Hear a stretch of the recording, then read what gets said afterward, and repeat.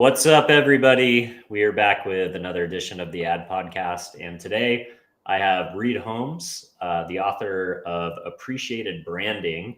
He's also been an executive creator at some of the world's largest global ad agencies, leading brand at brands like H&R Block, the Mayo Clinic, and Burger King. Reid, thanks so much for coming on the show, man. Thanks for having me, Dylan. It's great to be here. Yeah, so here's the book. For all you guys that want to take a screenshot, I know that many of you do buy books from the authors that we host on the show. I get them in the comments all the time. But I spent the entire day today reading this book. I rarely get to read books all the way to the end if I start same day doing the research. And I really enjoyed it. There's been a lot. Yeah, of course. There's been a lot of books written on, purpose-driven marketing or, how to find, your voice. And, my assessment is that, most brands can't be Patagonia. Not every brand has the brand DNA to change the world and do massive things. Some companies are trying to sell products. But at the end of the day, I think you really diluted very actionable steps for any company to start looking at their advertising from a interruption-based economy where you're just trying to shove your ads in front of places that people are trying to get to watch or read content. And you can start attracting customers to you by really telling your brand story and living your values. And there's just a bunch of very practical ways that you could do that. And you did it in a way that was very non-preachy, which I find a lot of books on this subject matter have been written. So great job, Reid. I think you really knocked it out of the park with this one. Oh, wow. That's really great. I appreciate that. It took a while. It's been, it takes a while to write a book. I can imagine. I read in the foreword that you had put it out there so many times that you were going to write a book, and you just got tired of people bothering you about it, so you finally finished it up. Yeah, I love that. All right, tired of listening to myself say, "Oh, I'm going to write a book." It's just like you'd be at a party. Like, what are you doing? Oh, I'm going to write a book. Oh my God! I love that. I love that. Well, hey, guess what? I'm writing a book too. So. Oh, good. All right, so Reid, let's locate the audience real quick. Let's let them know a little bit about who they're dealing with and your credentials. So tell us a little bit about your background. Well, I've spent 30 years in the advertising agency business. Started in the 1900s, and I would say the last decade of the 1900s, and kind of watched the business change from what would be called traditional to digital, and watched the value of ideas kind of be the center point, the center cog of any kind of marketing or advertising campaign or approach. And it has really kind of been backseated to a nice to do, but not a have to do these days because of digital marketing and targeting and data, big data management and all that kind of a thing. And one of the things I say is, the marketing funnel has compacted down to the bottom. So awareness, interest, and desire have kind of all been smushed into this one moment where action is being asked for. My analogy is kind of like, you go to pick up your date and you're just like, let's forget the movie and just, go inside and have a transaction. It's like way too much for people to handle. And so what happened on my journey of this idea is, and by the way, today is another momentous day because I literally just launched my new website, reidholmes.com, and there's all kinds of goodies and stuff there if people want to go check it out. Awesome. Congrats.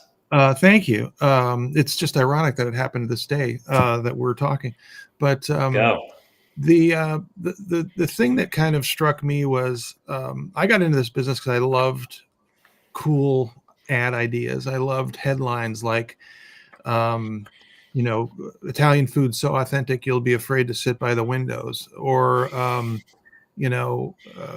pearls pearls are made from agitation. These must have been furious, as in talking about a strand of pearls, or, these are the things that inspired me to want to be a writer and to want to get into the world of advertising and make stuff. I've always loved making stuff, but the onslaught of tech and social and so many different tools, back when the advertising interruption model was started, kind of in earnest after World War II in the 50s, people were finding new tools and new kind of rational product benefits. Washing machines, for example. I mean, it's it helps me get my clothes clean. I appreciate that, and now I need someone to tell me what I can use in it. So I see a soap opera they've sponsored a whole category of programming to interest me and to sell me the things I need to run my new industrial home.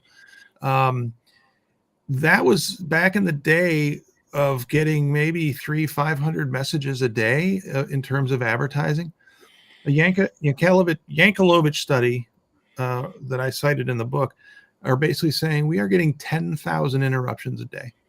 So this was keeping me up at night. The business that had been really good to me was being crunched down and disregarded, and the value that it was bringing to the marketplace was being sidelined in favor of this retargeting or targeting or filling a box with a keyword that's going to get the hit, and that's just not human. It's just not how people respond to what a brand needs to be.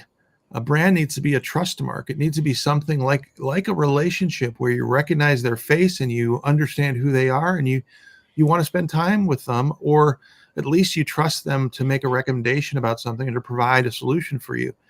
That has been changing and degrading, and that's kind of this. It's not even kind of. It is the heart of what sales is. Help me solve my problem, and problems have been solved. A lot of these mass market products, they've been solved 10 ways till Sunday. Go into the grocery store and look at the laundry detergent aisle.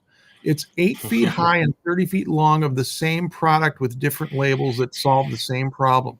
And they're all spending millions to try to convince you that theirs is slightly better than the other ones, but they all solve the same problem. And I cite this example. One of the things that really inspired me to write this book, as I started to think about this, and I'll kind of get back, I'm kind of jumping around a little bit, but when I started in this business, what I liked was that when you could do an ad, it wasn't just interrupting people. It was getting them to understand that you're making an effort to have them appreciate the way you do it. You're making it entertaining. You're making it educational. You're doing something that leaves people better than when they saw it. So they're not sitting there going, well, that was a waste of my 30 seconds. You're seeing something that was just like entertaining or worthy of talking to someone else about or mentioning. And I realized that is still the heart of what marketing needs to do, is earn appreciation. But there's so many ways to earn appreciation nowadays. There's more tools, the technology is enabling it. And there are tons of problems out there that need to be solved. So when I get to this idea of this laundry detergent, I found this case in India. And a lot of times these appreciated brand ideas come from some data point that you kind of go, well, that's not right. So, or that's an interesting piece of information. We could build something off of that. So in this case, they discovered through some research that 95% of the people in India, I think this is around 2017, 95% of the people in India still thought laundry was a woman's job. So that's like a problem. And as the creator or the supplier of the tool you need to do that laundry, one brand, and it was called Ariel, decided to do something about it. And they launched a campaign called Share the Load. Now they had intermittently or kind of in the arms race of, they spend $1 million to try and get some right of the decimal point growth. And then the next quarter, Surf, their main competitor, spends millions to try and get that little share back. Ariel launched this campaign called Share the Load, hashtag Share the Load. It was a really all-inclusive idea. It wasn't just a TV spot. It wasn't just, it was a big platform idea. And their sales went up 76%. Wow. You just don't get that from performance marketing. You don't get it from, retargeting necessarily, or, you've left this in your checkout cart, come buy it. You just don't get that. You have to find a way, and it's an emotional appeal. So that's kind of where I've come out on this stuff. It's like, because everything is such a parody thing, brands seem to think if they just talk about their rational benefits in a different way, they'll convince all those who are thinking, "Gosh, you haven't convinced me yet." Nobody cares. Nobody cares. Nobody cares about your product.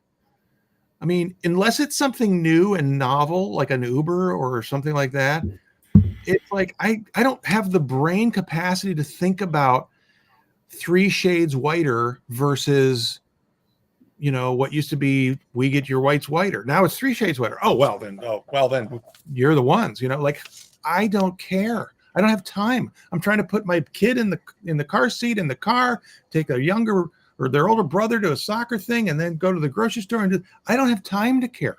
So appreciated branding is an approach that is empathetic at heart and finds problems that you can help solve for the customers you wish to attract. Essentially, that's what it is. And I've kind of gone off on a rant here, but I love it. I love this it. this is what has animated me for the last 5 or so years. And writing the book was really just, am I onto something here? Does this make any sense? Like, it was really more a study for me to kind of torture test this idea myself and kind of go, yeah, this might be something. Maybe I should go pursue this and build a what I call Act 3 of my life on this idea, and try and help companies do a better job of this kind of thing, because it's unsustainable to continue interrupting people and thinking they care. It's expensive. It's selfish. Nobody, well, now we have this and this and this. Okay, great. Like, whatever. But if you say, like, here's an example. One of my mentors uses this example. I sell tennis lessons. I can get you tennis lessons. Who's interested? I don't have time to think about anybody can say that, right? And no one's Right. going to do the But research to see if you're the best coach. Do you have young kids who are bouncing off the walls and they could use something to do and learn a lifelong skill? I can take them away for an hour, tire them out, teach them a lifelong skill. You get a break, mom and dad, and that's what I do. Teaching tennis lessons is technically the rational thing I do, but emotionally, I give you relief. I give you a way to kind of just, decompress from this job of parenting young children. And I've been there, and I know what it's like. So, it's more of an emotional appeal than an expected rational explanation of what you do. Yeah. And you also paint a picture, right? You paint a picture of what the service is going to look like. My kids are going to go away. They're going to have some fun. I'm going to get some relief. And you're also painting the picture of what the problem is the kids are bouncing off the wall and I need to drop them off somewhere for an hour. So that's right. Yeah, that's right. I love that.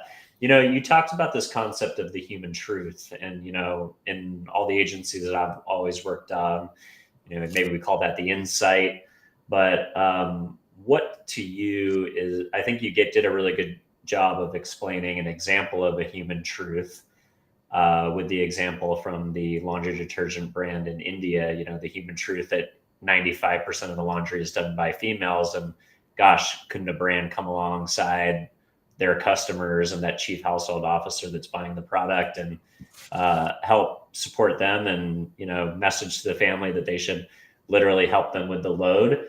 How does a creative find that human truth? Well, it's arcane in many ways. It starts with a creative brief. It starts with a lot of research. It's like you have to find, to me, it's about relevance. How do you make something relevant to me in my life? And that starts with values. So you're not going to go wrong wanting to give your kids a more enriching life. Everybody's going to want that. You have to find that thing that is irrefutably true. So as another example, I was one of the things that really gave birth to this idea as I was looking back on a lot of the work I had done in my career. And one of my biggest kind of high watermarks was a campaign for H&R Block, and we were asked to pitch that business and defend it because it had been at the agency I was at for 6 years or something, and they got a new marketing director, and he wanted to, he wanted to hire his team, and I get that, So we were asked to defend it as an agency. And so basically the CEO put a new team on it and said, this is, it is a new agency. It's a new team. It's a new group of people, but you still have the familiar faces who know what you like. And so that was a little bit of an advantage to begin with. But if we didn't figure it out, we would have been, moved away and the next agency would have come in. So it was the first time I was asked to run a creative pitch. And I was sitting there thinking, gosh, everybody's trying to solve this problem by saying what Block does. It's a business approach. It's we'll help you get it right, or and in fact, there's a story about that one. But the way that they try to summarize it is a very rational, expected kind of promise. And I even talk about this in the book. A lot of people would call it the unique selling proposition, the old Rosser Reeves kind of thing. I think those days, unless you're talking about a really new, different product that is a new category unto itself, like Uber, for example, the unique selling proposition is really just parsing little minutia. You have to kind of look at it from what is the bigger thing a consumer gets with this product. And what we came out of a creative brief that was written by a really astute creative planner. Her name's Lynn Franz. And she wrote a brief that basically said H&R Block is the advocate for the middle American financial outsider. That was her brief. That was the statement of kind of the one thing you need to know. That's who they are. That's who we want them to be. So when I was working on this business with, I was working on it, and then after I was working on it, try to contribute ideas to it, I was then asked to run it. So I had these ideas that I'd worked on, and then I was asked to oversee everybody else coming up with ideas, which is its own brand of hell. But but I was like, okay, well then I'm not even going to bring this up. I'm going to let everybody else, go and solve this, because I don't want it to look like I'm just pushing my ideas. But anyway, at the end of the day, we didn't really have much to choose from that I thought was going to get the job done. And it was on me to make that decision, for better or worse. So I pulled out a script I had written on this idea. And the idea was, when you got H&R Block, you got people. And it was a very kind of Seinfeldian kind of, Spongeworthy or yada, yada. I mean, it was meant to be just kind of a topic of banter, kind of a thing. And I shared it in the room, and the temperature of the room kind of changed. Everybody was just like, oh, well, hey, can I do the print on that? I got a great way to do the print, or, oh, I've got a great radio idea for that. It was just like things just started popping up. That's when you've found a really insightful, cool idea. Is everybody's kind of going, well, that's better than what I had. I'd rather work on that. I'd rather have that in my book or whatever. And I'm not trying to take, tons of credit or anything, but that's what happened. And we ended up building out this whole campaign. We brought in all kinds of work and pitched it to them, and we won it, and we kept it. And that campaign ran for 3 years and drove 10% growth every year. And wow. the way I crystallize this is probably the best award I've ever won. And awards are the kind of the stature creation of creative people in the ad industry, right? And I always won my share. I was never like a huge famous award-winning, ad guy, but I won my share. And I realized one day after this campaign broke that doing more good in the world is more important to me. than putting out a really great, well-crafted ad. I mean, I love that, and I love the day I get the award, and I love the feeling it creates, and it certainly helps, or used to. It help with job security. But we got one day my account supervisor, a guy named Rich Rosardi, came walking into my office, and he's like, "Did you get the email?" And this is the campaign had just started 2 or 3 weeks earlier, and I'm like, "What email?" And he's like, I'll wait. And he sits down on my couch in my office, and I pull up an email from our client, this amazing, wonderful woman named Kathy Collins. And she had forwarded an email that had been sent into the customer service team at Block from a woman in Dunbar, West Virginia, who basically said, "I was driving into the parking lot of your store, and I had my young daughter in the car. And she saw the sign and said, 'Mom, does this mean we have people?' And mom was like, 'Well, yes, it does, dear. Yes, it does.' And the kid just went ape shit, just was so proud that she was someone who was empowered to have mom being able to hire out help, I mean, it was a big deal. And I don't know. It's probably hard to capture in this conversation, and just how much impact it had on me after putting things out there, and not necessarily, I mean, this is before social media. You didn't know how things did. So when a note comes in that says, "This impacted me and my family in a really positive way," that made a difference to me. And it made me feel like, wow, they appreciate what we did, and that's kind of the origins of this appreciated branding idea. It's like, let's do things people appreciate, that they're not just being asked to, I talk about it this way. You can spend millions asking people to care about you, or you can prove to people you care about them. This is the one that gets you the better results. And that's what appreciated branding is. I love that. Over the road, Dylan, on that. No, it's good. It's good. It's a great story. I think another part that I really enjoyed from the case study, and that's what I loved about the book too, is, you give examples of creative philosophy and some practical steps on how to do this, but then you paint pictures of best-in-class brands that either you've worked on or have admired, that kind of show you the way.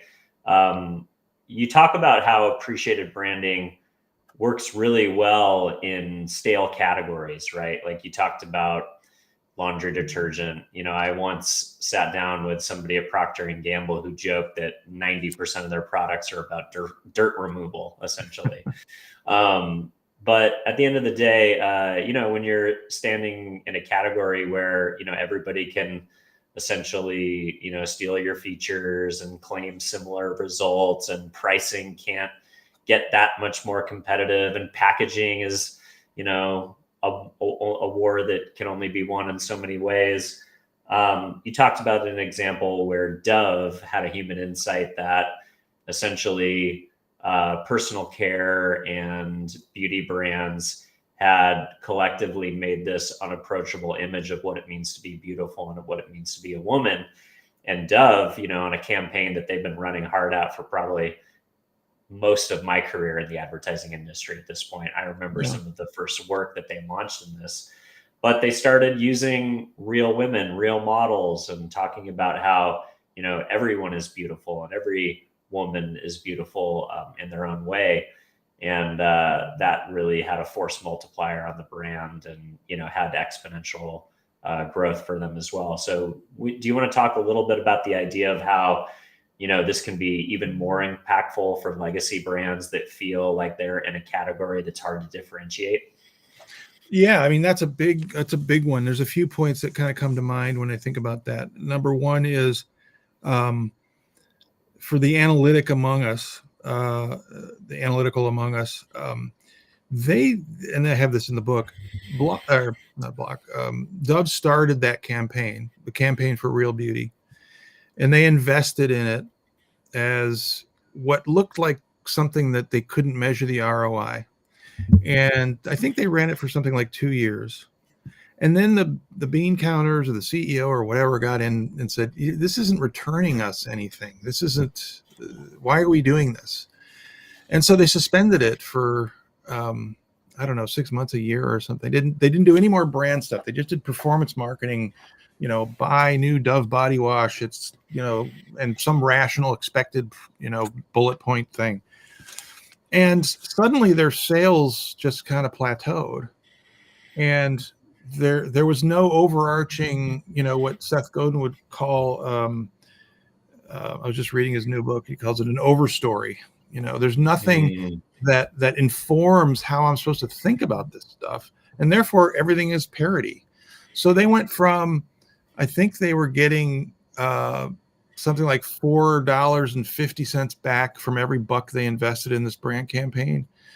And it went down to something like $2.50. I can't remember exactly. I'm butchering it. But the point was, they realized when they kinked the hose on this brand campaign that they better unkink it, because it's really delivering higher performance marketing. Because what it does is it makes your brand, your logo, right? A lot of people call a logo brand. A logo is a logo. Logos either imbibed with meaning or they're not. And if they are, then people have a logo can evoke a more emotional reaction for the better, for the more positive, in a motivating way. And so they turned it back on, and Dove went, and they didn't look back. And Dove went from, I think 2004, they were like a $2 billion brand. They're like a $6.5 billion brand now. Wow. And they credit that campaign for that. It's a great investment. It's worth doing. And in fact, one of the other things I have in the book is, because I come from a world where I don't want to just say, and even when I presented creative and as an executive creative director, I wasn't just about what's cool, although cool helps you get famous, and famous drives sales. They're just full stop. If you can get famous on something and be famous and be known, you're going to do better than someone who isn't. The question now is, how do you do that? And how do you do that in a meaningful way so that people want to do business with you? Dove found a great way, because they realized that they were part of the problem, and it's unsustainable. Something like only 4% of women thought they were beautiful. Like, that's crazy. Like, and the beauty industrial complex with all these models is making, is just a constant reminder that is kind of informing this inner dialogue among women. It's just like, oh, I'm never going to look like that. I'm never going to, and how motivating is that when you're trying to sell something, to kind of be the subtext being, buy this, these people use it, you're probably never going to look like that. But, it's much more, particularly in the era of two-way communication and social media, it's much more, and I hate the word authentic, but it's more credible. It's more inviting. It's more you create more of a the number one human value is feel belonging. And if you can find a way to create belonging from your brand, and they had legions of women waiting to feel like they could belong to something that was powerful and positive and uplifting, to say nothing of them thinking about what their daughters are going to face, So anyway, it was a huge deal. And one of the other points I was going to make is, and this is a guy named Mark Ritson does this, and I put this in the book, but he did a video case for the Effies, and it was on this campaign for real beauty. And he wasn't just saying this is nice to do. He was backing this up with research by I don't know if I have that book handy. I don't think I do, but the International Advertising Research something or other. But I mentioned it in the book, and I'm blanking on these two people's names, Benet and Fields, and they did a bunch of research on what's the right spend between brand and performance, and it's different for a lot of categories, but the general rule was 60% should be spent on brand and 40% on performance. A lot of people go, well, wait a minute, that's backwards. The point is this: that 40% is going to work like 80 if you're spending 60 on your brand, if you're giving people a reason to care about you, a reason to want to do business with you, if you're proving to them that you align with their values and what they want. So that's my point there. And but you should be spending 60% on brand and 40% on performance. And there's another case in the book by Deluxe Check. A friend of mine, Amanda Brinkman, was the CMO there, and she launched a campaign that was really risky and really different. And I call it one of the best examples of an appreciated branding campaign. And that was, you know, a lot of people are like, why would you take a job running Deluxe Check? I mean, that's like taking a job at a buggy whip store. Checks are done. Well, of course, Deluxe was expanding and trying to create, you know, the kind of mailer chimp tools and business running tools and all the things that you can do with digital tools these days. But everybody was just like, they're a check company. What do they know? And so they launched this thing called Main Street Revolution. They picked a main street in small town America and to help them battle the big box store onslaught that's taking people away from Main Street. And they went in and they brought in, Amanda was on so they created a series of, I think it was 8 to 10 maybe half an hour shows that they put on their website, and it was also on Hulu, and it was nominated for an Emmy. And what Amanda said to me is that they used to have a smaller budget than anybody, and they'd spend it on some brand campaign to try and get people to care about them. And when they started doing this, spending all this money on this doing rather than saying, and solving rather than just saying who they are, they earnestly went out to try and solve a problem for small business owners and explain to them how you can use these tools and how they can be doing better at getting customers and driving their business. And they made a TV show out of it, and it got watched. And then she said, as soon as that started to take root, when we would send out our direct mailers, when we would send out our performance marketing, it skyrocketed because people were like, oh, those guys are the ones that are trying to help. So they know what they're, it had the meaning that made it really take off and work. So you could have chosen to go, well, we just need to spend more money on mailers. We're not getting the traction. Well, the reason you're not getting the traction is because your logo has no meaning. Or the meaning it has is obsolete. So you need to make that logo mean something. And that performance marketing works 4x, 10x. I think in the case of, I don't have the book, but I think it was like 11x better for Amanda in that campaign. So it works. It's a big deal. And it's being ignored. It's a big black hole in marketing. Yeah. Everybody's just spending money on transaction chasing. Do you think that also leads into another concept that you outline, which is, we're living in this interruption-based economy now where brands are trying to use tech and data to basically get between you and the content you want to consume, where your client, Amanda, participated in what we call brand storytelling now, right? Yeah, like that. Exactly. She was it sounds like she was a pioneer there. So, like you can look at these shows like the one on Netflix that documented, the F1 racing series. And now it's like the biggest thing in America. You can't pay for brand integration that great when your show is essentially, when your brand is essentially the hero and the subject of content that people actually want to watch versus content that you're forcing down their throats while they're trying to get to the content that they want to watch. Right. So can you talk, do you think, should all brands be, storytelling to some degree and long form or podcasting or even, I've heard of some brand, Illy Coffee made a documentary about this native tribe in South America where they source some of their beans, and it won a Academy Award as best documentary. So, brands can tell these stories that have their DNA attached to them. It doesn't have to be product placement or product integration, but they can tell stories about their history, about their founders, their supply chain, their customers. There's such rich opportunity for storytelling, and the cost of telling stories in film now has just become, so much more ubiquitous. Without question, every major brand should have its own media lab making content and long form content, documentary content, whatever it is that defines their values as a company and as a reason their customers appreciate them. They should be doing that.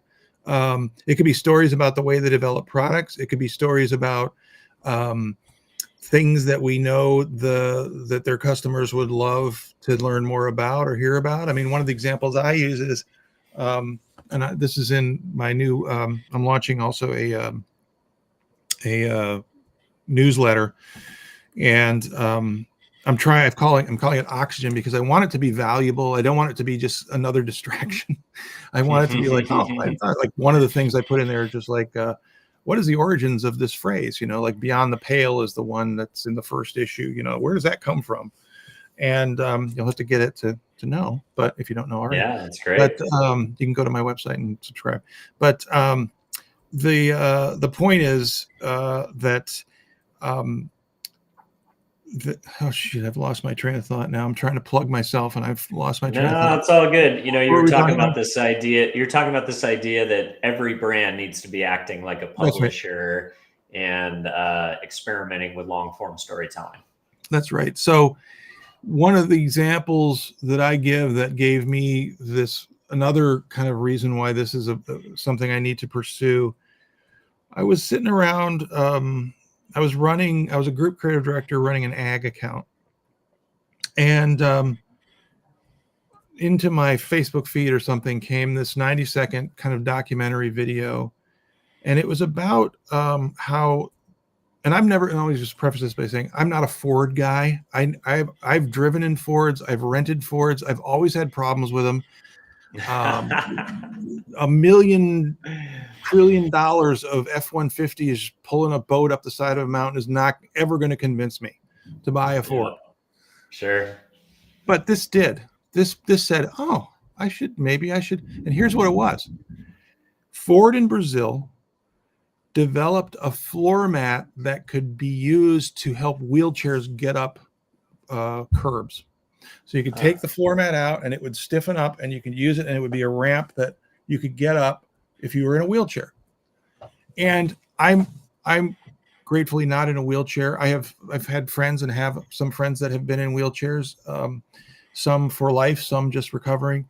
I don't need necessarily that, but the story of it was so cool, so important that they would do that they would choose their values would speak to the fact that they want to be a car for, or be accessible and help humans be more accessible.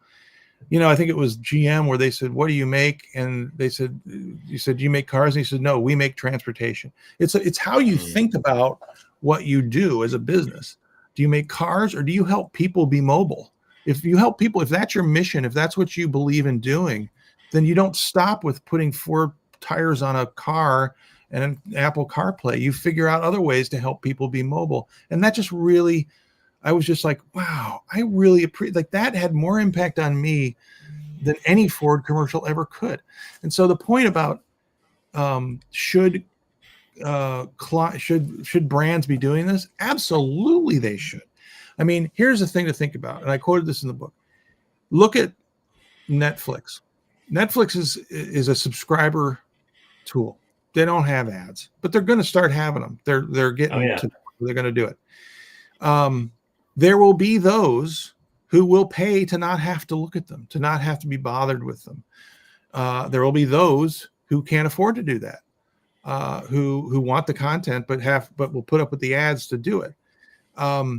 That's going to start bifurcating who you can target as an advertiser. So you have to start building a point of view and content that draws in the people who care about what you care about. I think that's and look at what's happening now. Like Don Lemon, I just saw this the other day. He was broomed from CNN, but he's started his own platform. Anybody can do that. I mean, look at the election. Everybody had their, here's the latest in the election breakdown. Here's what Trump just said. Here's what Biden just said. Or here's what, let's break it down, and they've got these YouTube shows and whatever, and they're pulling in millions of viewers. Oh, yeah. And there's tons of money to be made. So it's all democratized now. You don't have to own the means of distribution. The means of distribution are there. You just have to create the kind of stuff that people are going to appreciate. Yeah, no, I love that. So another topic I want to move on to is, I've talked about this before on the podcast, and I interview a lot of CMOs. And you talked about the tenure of the CMO, I think, is at an average of 2 years now. And you also talk about a host of brands that have actually done away with the CMO role completely and dispersed that amongst other positions and departments. What is your take on that? Do you think that's a good thing? Do you think that's a bad thing? Are brands being short-sighted and eliminating the CMO role? And Well, is the CMO role going to continue to come under more and more pressure in this performance-based economy that you're so elegantly pointing out that can be short-sighted? I think it's short-sighted. I think that's like firing the chef and asking the waiters to do the cooking. I mean, it's kind of like, who's overseeing the whole thing? Like, who's minding the brand and the values and the things it represents? And I think what's happening is, because cost cutting is the big thing now, and always is. Well, maybe we don't need that. Maybe we can take this marketing stack and have the CFO oversee it, or the CTO oversee it, because all we're doing is there's nothing creative about it. You're just using data sets to target people and it's not deciding. Like, I remember I was a creative director at a direct mail place. I was asked to build an ad agency creative department on top of a historical direct mail company. And I took the bait. I went in, and they didn't want to do that. I helped them rebrand the whole company and whatever. But I was in stupid meetings like, well, Reid, you're the creative director. What do you think? Should the call to action button say, buy now or limited time? And I'm like, you're paying me way too much to think about that. Like, the algorithm will tell you, A/B test it, and that'll give you the answer. You don't need me. And that's what's happening now.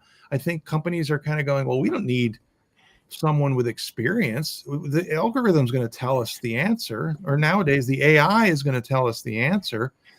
But what they're missing is the soul that humans respond to.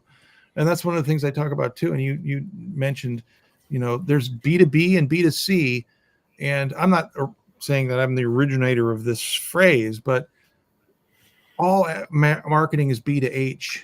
I don't care if you go and you consume that marketing in an office building, making decisions about the things you need to buy to run a business, or if you're deciding what to buy at a grocery store. You're a human being, and human beings inherently make decisions based on emotional judgment, and then they justify it with rational kind of decisions.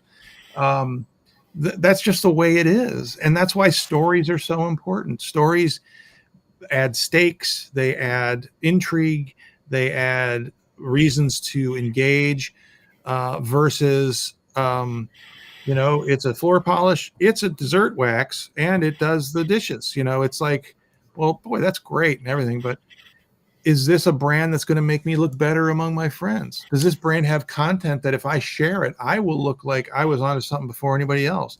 Is this something that will make me feel like, as I mentioned earlier, like I belong to a certain tribe of people who believe like I believe? Those are the things that are the beginning of the decisions that are made about buying something. Now, I get it. There are probably all these people out there going, well, the TikTok shop just pops stuff up and you decide to buy it or not. Well, you're getting a dopamine hit from that. You're not just, and Gary Vee talked about this. He's like, the next big thing is social media live shopping. It's the QVC is going to be on you're going to be able to buy something live, and they're going to be live commercials and live and all that. And that's the future. That may be the case for a lot of people.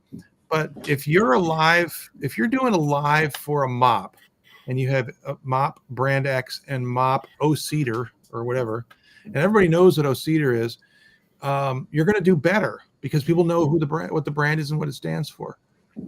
Either that, or they're going to go, what the hell is O-Cedar doing slumming it on the TikTok shop? Yeah, there's a brand perception element that goes along with some of those things. Where is this a Temu brand or is this a Amazon brand? Right? There's a difference. or Right. you know, maybe some are interchangeable at this point. But have you seen these QVC style TikTok shops that are popping up all over?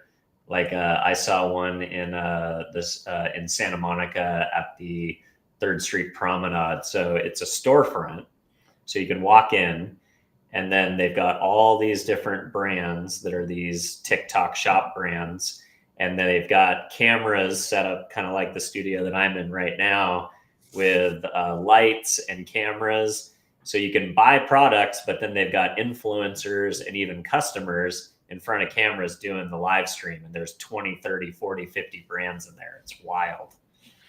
Well, what's interesting to me is that the brand, the important brand is not the product, it's the influencer. It's the influence Mm. meaning, the influencer's meaning that is providing the emotional kind of okie dokie to go buy something.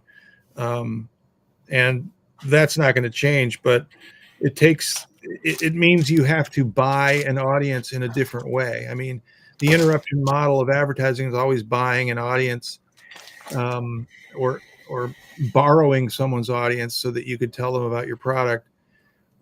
This is basically borrowing an influencer's audience or an influencer's influence to to sell something. And it's such blatant selling. It's just blatant that there's no craft or I don't know. It's a different kind of thing. But I still believe wholeheartedly that people buy based on emotional needs. It's the old saying: you don't buy a drill because you need a drill; you buy a drill because you need a hole. And that's still true. But nowadays there are 500 different kinds of drills. So why should your drill be the one I prefer when they'll all get the job done? And that comes down to the emotional meaning you imbue into the brand. Mm-hmm. It just will, and that's where profit margin comes from, quite honestly. Yeah, and probably the important calculus there is, if there's 500 options to choose from, I'm looking for a brand that I can trust to last. I think you gave a great example of Still Saw. They do this event with the lumberjacks with their chainsaws, and they go out and have this tree cutting contest or professional tree cutting exposition, and people get to see these tools put out in the wild. They get to experience it. They go home with some merch. One of the things that I'm a big fan of is one of the clients that I'm consulting for, Lost In.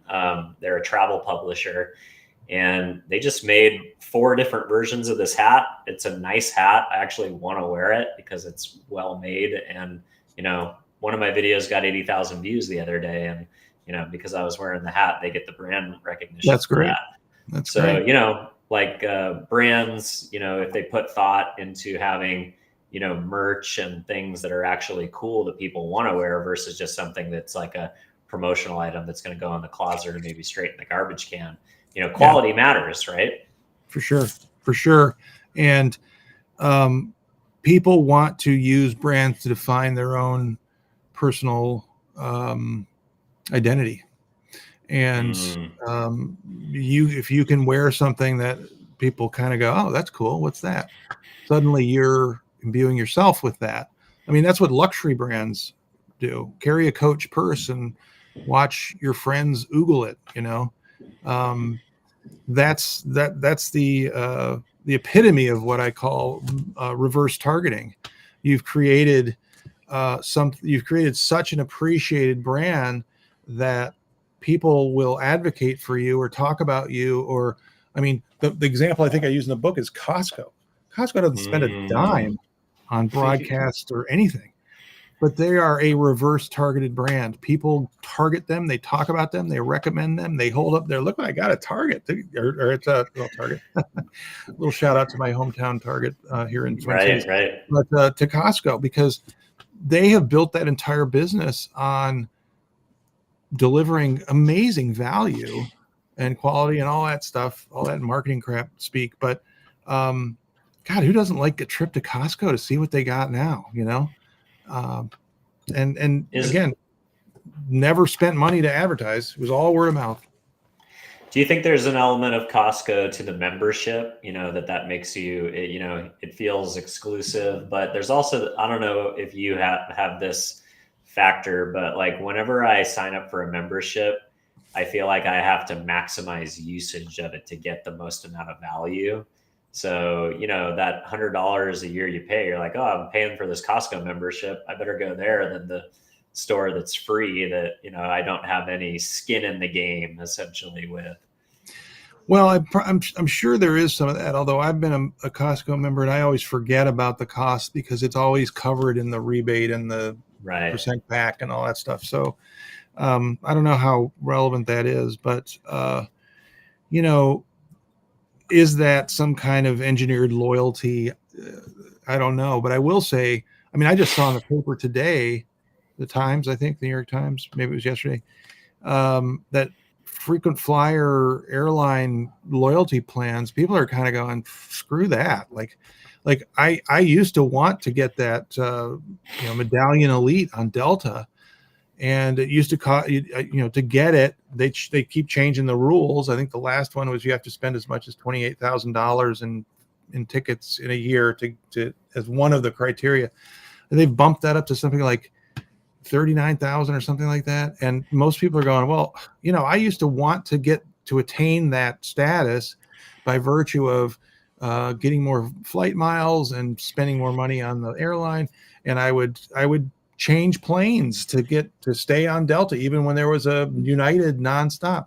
And in this article, they're just talking about like, it's not as loyal. You're not getting that kind of loyalty anymore because you have made it so difficult. And so I don't know where that all goes, but to me, the better bet for loyalty is emotional meaning. And that doesn't mean Mm. that people are going to always buy you. I mean, there's convenience and price always factored in, but if you can mean something more to people than the sum of your parts, you're going to do better. Yeah, I love that. You gave an example on the airline side of Southwest. That's right. I've always been a Southwest traveler. The kitschiness of it, I don't think matters to me all that much, but it does feel more relaxed. Like when Yeah. they're cracking jokes, they're blowing out candles, they're singing songs. It's a stressful environment to be on a plane, no matter how comfortable you are. You're trying to race to your next connection, you're trying to get home from a long business trip. And I think they take some brevity to that situation and make you feel more at ease through that humor. Yeah. But I think you bring up a good point, which is loyalty. And I think COVID wiped a lot of people's loyalty status clean. I used to be a Southwest A-list preferred double platinum. Like I was the top of the top, and I lost all my status during COVID because I didn't travel for a long time. And then now I'm like, okay, well, what's the best flight on Expedia? What's the Yeah. best value? I want to shop around a little bit now. So I think when you have those major events where it kind of reshuffles the deck, now everybody's starting at square one again. I've been with AT&T for 19 years just out of convenience, but is there, if I were to go shop around, those are those moments when you kind of are willing to step out of brand loyalty when the deck gets reshuffled, as you mentioned. Yeah. And Southwest would have been smart at the end of the, of the, what do you call it? The pandemic. If Mm-hmm. they had reached out to all their high value loyalty customers and said, we're going to reinstate where you were when this whole thing started, Yeah, that would have been appreciated. totally. It would have 100%. kept, I'd, it would I'd have be kept flying people on them. the, yeah.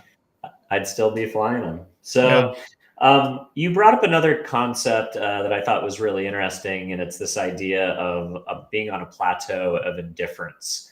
So, I can relate to that when I'm sitting on my couch in the evening watching podcasts on YouTube. Like you said, like there was once a time where I watched broadcast news to get my news at night. Now I watch podcasts on YouTube. So the media landscape has changed dramatically. But I get the same 4 or 5 ads over and over and over. Pros hair care. I'm not a woman. I'm not. They're not targeting me with hair care ads for men. So I know you've commented on personalization, and it's just ad fatigue and oversaturation. And I'm on this plane of indifference with a lot of brands that I'm exposed to through the advertising that I do see. And I'm also one of those, folks that will pay to not get ads, but I am in the advertising industry. So I like to keep a few channels open so I can see what's in market. But can you talk about this idea of the plane of indifference and what do brands have to do to nudge people off of it? Well, I mean, the simplest explanation is in any relationship. Let me talk about. There are times when I feel like I'm on the plateau of indifference with my wife, right? Like, like guys probably understand this, but there's certain times where women just have found something to be pissed off about, or they just don't want to engage, and they're indifferent to anything you try. So you got to break that pattern with something proactively generous, Date proactively night, flowers, emotionally. Yeah. And so that's fundamentally what you need to do as a brand, because when you're a brand that sells something that is so commoditized that your brand doesn't really matter to people, they're really shopping on price. They are indifferent to who they buy. They just need to solve the problem of getting their dishes clean or whatever.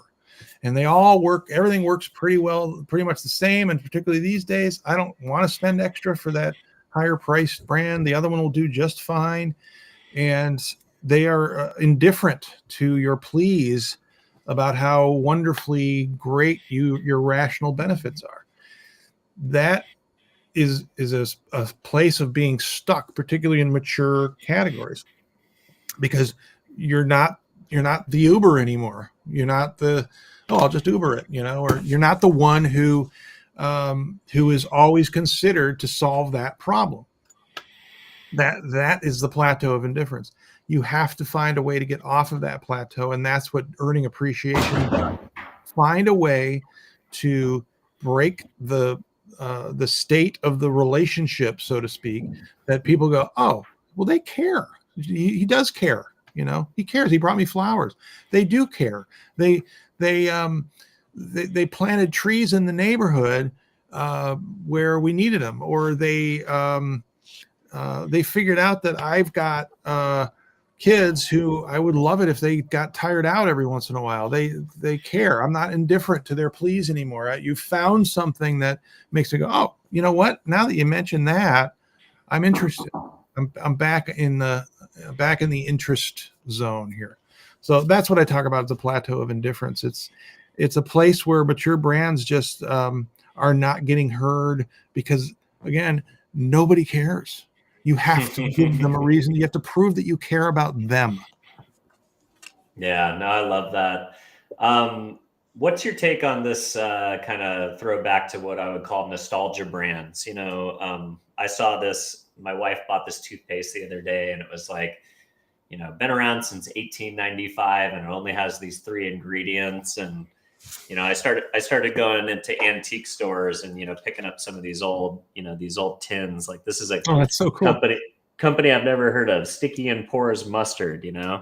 I feel like there is a clamoring to brands that do have that strong legacy, that trust, like they've been around forever, and they can kind of lean on that idea that they have they've got history, I guess, and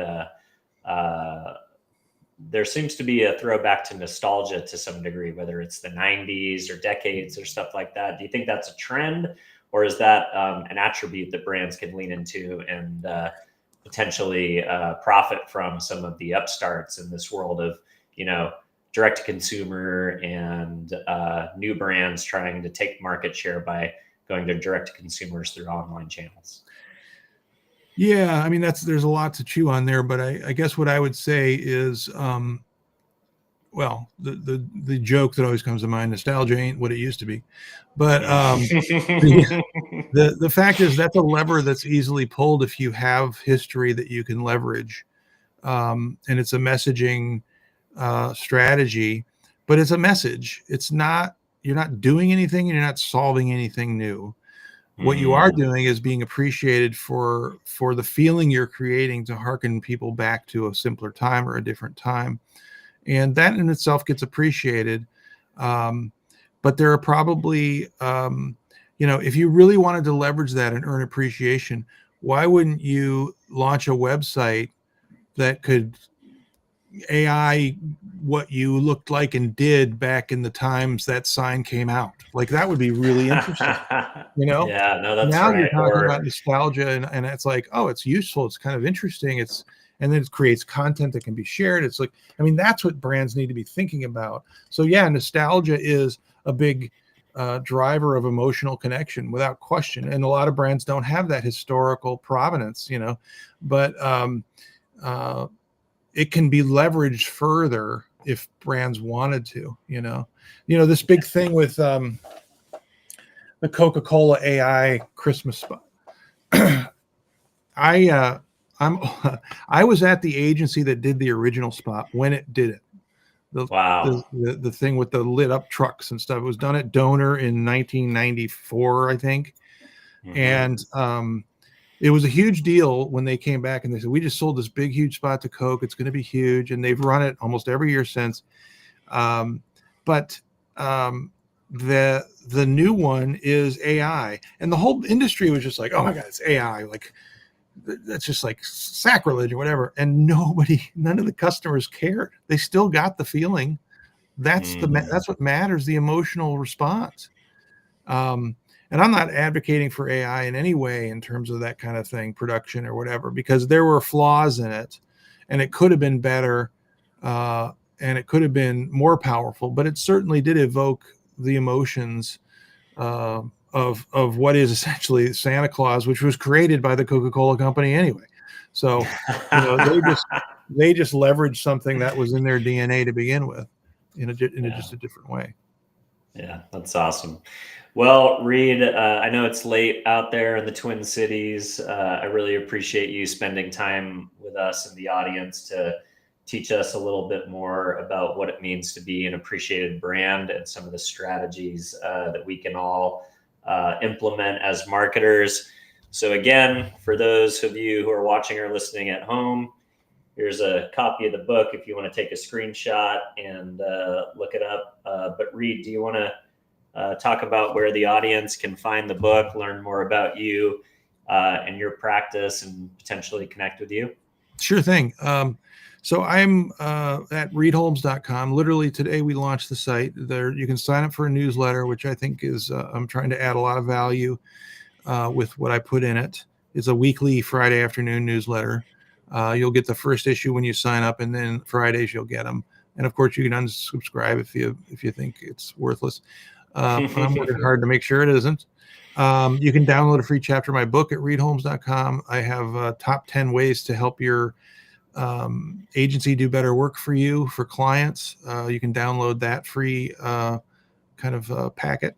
And, I'm available for speaking and consulting and coaching for those who want to learn more about this approach and put it into practice. It's much easier to connect with people based on the values they're already tuned into than to ask them to care about things you think they think are important. And that's what this is all about. So I appreciate you having me on, Dylan, and reidholmes.com. I love it. Well, thanks again, Reid. It's a great read, and I'll recommend it to my audience. So thanks for everybody who's following along tonight. If you want to see more great podcasts with marketing thought leaders, CMOs, presidents of agencies, go ahead and follow or subscribe wherever you happen to be listening or watching tonight. If you give us an honest review, that's how the show finds a larger audience organically. And most importantly, if there's a creative director out there somewhere in ad land or a CMO that you think is struggling with this idea of the average tenure being 2 years, or potentially somebody out there who just could use some creative inspiration, share the show with that colleague. And we will see you again tomorrow night at 4:00 with another awesome interview. So thanks again, Reid. Appreciate your time. All right. Thanks, Dylan. Thanks for having me on. I appreciate it.